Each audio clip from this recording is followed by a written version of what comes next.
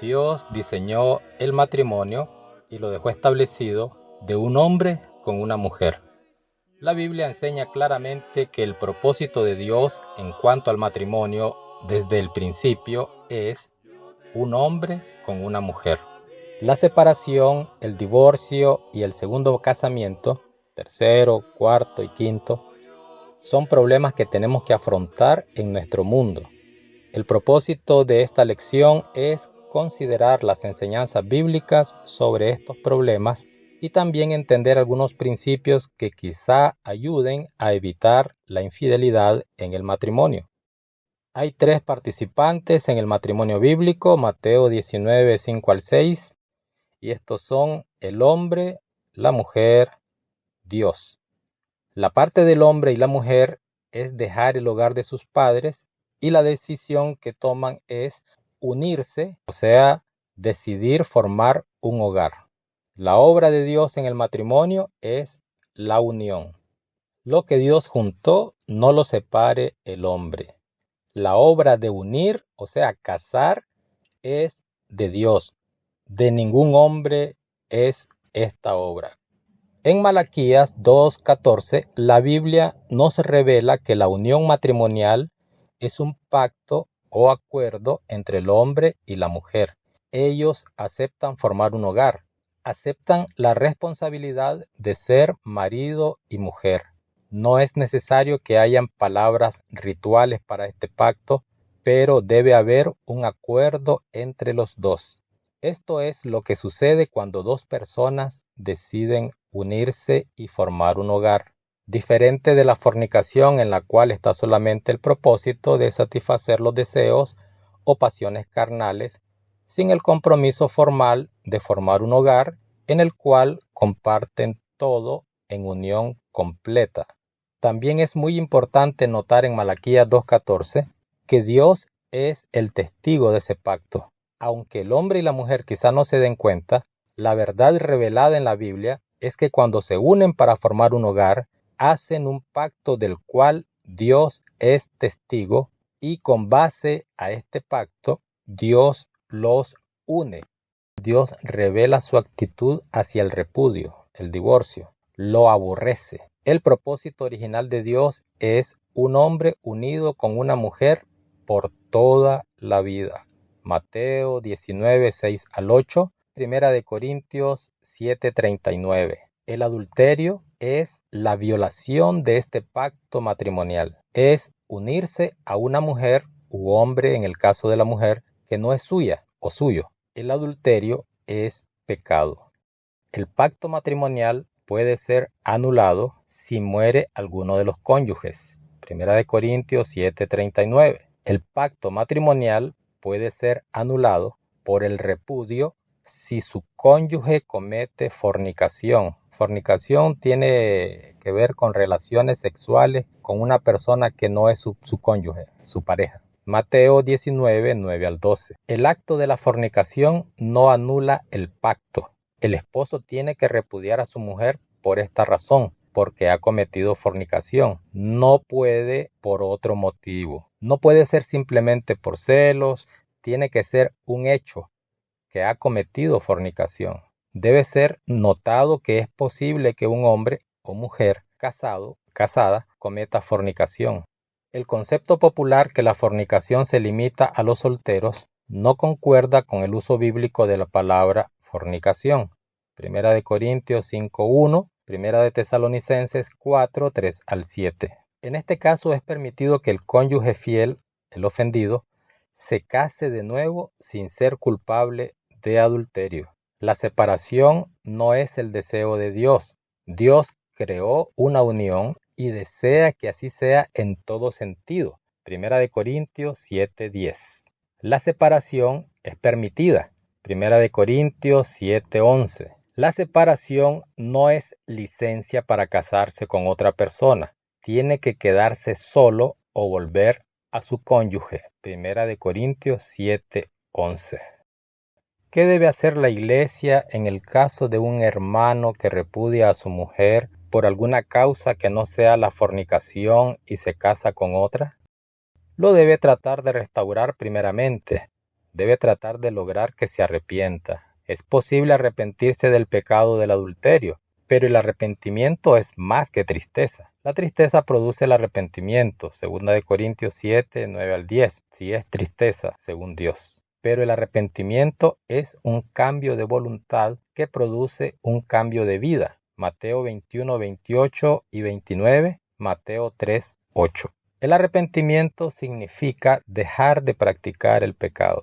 Por tanto, en el caso del adulterio, tener relaciones con una mujer que no sea su verdadera esposa, el arrepentimiento significa dejar de tener relaciones con ella. No necesariamente significa que podrá volver a su esposa o esposo en el caso de la mujer, pero definitivamente significa dejar de violar el pacto matrimonial testificado y sellado por Dios mismo.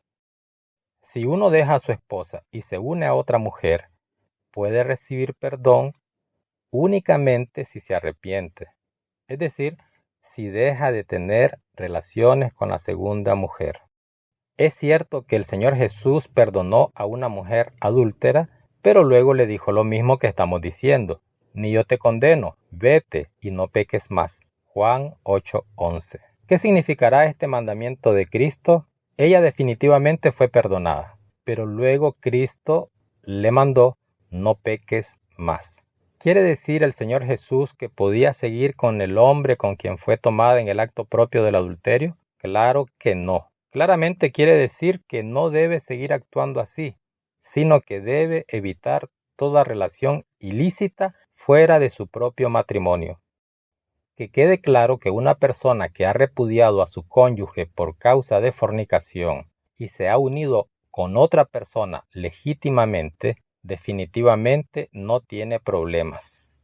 Lo mismo es el caso del adúltero que se arrepiente y deja de adulterar. Definitivamente puede seguir sirviendo a Dios porque claramente se ha arrepentido y no está practicando el pecado. Pero en el caso de un cristiano que ha repudiado a su mujer, aunque ella no ha cometido fornicación, o sea, por otra causa, y él se une a otra mujer, definitivamente se encuentra culpable de adulterio. Si no se arrepiente después de las exhortaciones debidas que la Biblia nos recomienda, se le debe aplicar la enseñanza de 1 Corintios 5. Este texto en 1 Corintios se refiere a la responsabilidad de la iglesia local de no tolerar a un hermano o hermana que practique la inmoralidad. Lo que la iglesia debe hacer en el caso de un hermano que siga practicando tal pecado es entregarlo a Satanás. O en otras palabras, quitad pues a este perverso de entre vosotros. 1 Corintios 5:13. Esto significa que ya no deben tener comunión espiritual con él, para que entienda que si sigue practicando el pecado, es porque ahora pertenece al diablo, no a Dios. Instrucciones parecidas se encuentran en Mateo 18, 15 al 17, Segunda de Tesalonicenses 3, 14 y 15, Romanos 16, 17 y 18. Con tales personas no debemos ni comer. 1 Corintios 5, 11. El propósito de manifestar a tal hermano que él ya no tiene comunión con el pueblo de Dios, sino que está en manos de Satanás, es para destrucción de la carne, a fin de que el espíritu sea salvo en el día del Señor Jesús. La destrucción de la carne se refiere a hacer morir las obras de la carne. Romanos 8:13, Colosenses 3:5. Esta es la única manera que el espíritu de un cristiano que anda conforme a la carne pueda ser salvo en el día del Señor. Si se arrepiente, rechaza las obras de la carne y empieza a andar conforme al Espíritu Santo. El propósito final de todo esto es la salvación de su espíritu, su vida interior. Por supuesto, si se arrepiente y Dios lo perdona, la iglesia también lo debe perdonar y debe recibirlo de nuevo en su comunión. Esto mismo parece haber sucedido en el caso del hermano fornicario en Corinto. La iglesia obedeció el mandamiento de 1 Corintios 5. Más tarde, cuando Pablo escribió su segunda carta a los Corintios, les dio otra orden con respecto al mismo caso porque el hombre se había arrepentido. La acción de disciplina tuvo éxito.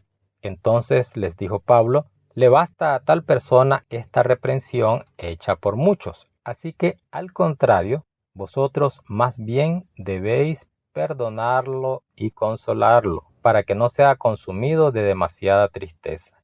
Por lo cual os ruego que confirméis el amor para con él. 2 Corintios 2, 6 al 8 y 9 al 11. Algunos insisten que la idea de que uno puede divorciar a su esposa cuando ella ha cometido fornicación contradice la enseñanza de Romanos 7, 2 y 3, 1 Corintios 7, 10 y 11. ¿Qué me puede decir al respecto? En este punto encontramos un principio muy importante en la interpretación de la Biblia.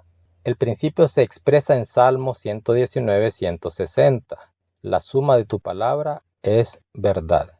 Es decir, que tenemos que tomar todo cuanto la Biblia dice sobre un tema para estar seguros de entender la verdad al respecto. Creo que un ejemplo que cristianos reconocemos claramente nos ayudará a comprender la importancia de este principio de interpretación. La Biblia dice en Efesios 2, 8 y 9, porque por gracia sois salvos por medio de la fe, y esto no de vosotros, pues es don de Dios, no por obras, para que nadie se gloríe. También encontramos en Hechos 16, 31, cree en el Señor Jesucristo y serás salvo tú y tu casa. Si uno tomara solamente estos dos textos sobre la salvación, pudiera llegar a la conclusión que esto contradice la idea que el bautismo sea necesario para la salvación. Fácilmente pudiera uno decidir que lo único que es necesario para ser salvo es creer en Jesucristo sin hacer nada para manifestar esta fe. Pero si tomamos en cuenta otros textos relacionados con el tema de la salvación, encontramos que la Biblia enseña claramente que el arrepentimiento y el bautismo son requisitos indispensables para la salvación. Marcos 16, 16, Hechos 2, 38. Aprendemos, además, que el bautismo es el acto de fe, Colosenses 2, 12 y 13, en el cual Dios nos perdona. En el tema que estamos considerando en esta pregunta, el matrimonio y el divorcio, si tomáramos solamente los textos citados, Romanos 7, 2 al 3, 1 Corintios 7, 10 al 11, definitivamente llegaríamos a la conclusión que el Nuevo Testamento no permite el divorcio por ninguna causa. Pero cuando tomamos en cuenta lo que Cristo enseñó en Mateo 19, 3 al 9, encontramos algo que los otros textos citados no toman en cuenta. No hay contradicción. Al contrario, la enseñanza que Cristo enfatiza en Mateo 19 es igual a la enseñanza del apóstol Pablo en Romanos y Corintios. Dios no quiere que haya divorcio, sino que un hombre permanezca unido con una mujer por vida. Lo que Dios juntó no lo separa el hombre. Aún en Mateo 19:9, la enseñanza principal de Cristo es que cualquiera que repudia a su mujer y se casa con otra, adultera, y el que se casa con la repudiada, adultera. No obstante, Cristo agrega algo que no encontramos en otra parte del Nuevo Testamento, salvo por causa de fornicación. No se trata de una contradicción, sino de una enseñanza adicional que no se repite en otros textos que hablan de este tema. Esta frase, salvo por causa de fornicación, es la base bíblica para permitir que un hombre repudie a su mujer y se case con otra sin cometer adulterio. Generalmente, el hombre que repudia a su mujer y se casa con otra comete adulterio. Pero en este caso, cuando su mujer ha cometido fornicación, el hombre puede repudiarla por esta causa y casarse con otra sin cometer adulterio. Es una excepción al reglamento general que están unidos hasta la muerte. Es una excepción al reglamento general que uno que se separa debe quedarse sin casar o reconciliarse con su mujer. Lo que sucede en Romanos 7 y 1 Corintios 7 es que el apóstol Pablo sencillamente no toca en este punto, o sea, esta parte de la enseñanza inspirada sobre el tema del matrimonio y el divorcio.